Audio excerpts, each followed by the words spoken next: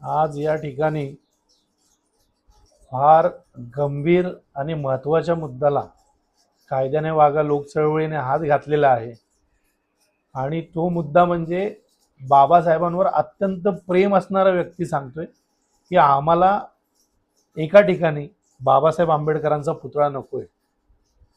आणि ते का सांगण्याचं कारण एकच आहे की ज्या महामानवाने या देशाचं संविधान लिहिलं, ज्या महामानवाने या देशाला मेसेज दिला की आपण सगळ्यांनी कायद्याने चाललं पाहिजे, त्या महामानवाचा पुतळा उल्हासनगरमध्ये एका स्मशानभूमीत कोणतीही परवानगी न घेता कोणत्याही कायद्याचं पालन न करता बसवण्यात आलेला आहे।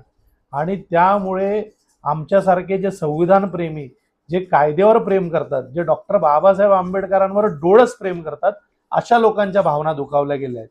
आणि त्यामुळे कायद्याने वागा लोकचळवळीने हे जे आंदोलन सुरू केले की तो पुतळा तिथून सन्मानपूर्वक काढला पाहिजे आणि त्याच्यानंतर ज्या प्रशासनाने बेकायदेशीररित्या हा पुतळा त्या ठिकाणी बसवलाय त्यांच्यावर कायदेशीर कारवाई झाली पाहिजे। आणि या मागणीचं आज आम्ही या ठिकाणी स्वराज्य संघटनेच्या वतीने समर्थन करतो।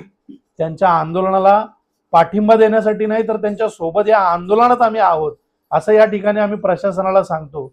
आणि मीच नाही तर आमच्यासारखे अनेक संघटना, अनेक संविधान प्रेमी लोक, अनेक बाबासाहेब आंबेडकरांवर डोळस प्रेम करणारे त्यांचे भक्त नाही तर अनुयायी हे राज अस्रोणकर सरांसोबत या मुद्द्यावर त्यांच्या सोबत आहे।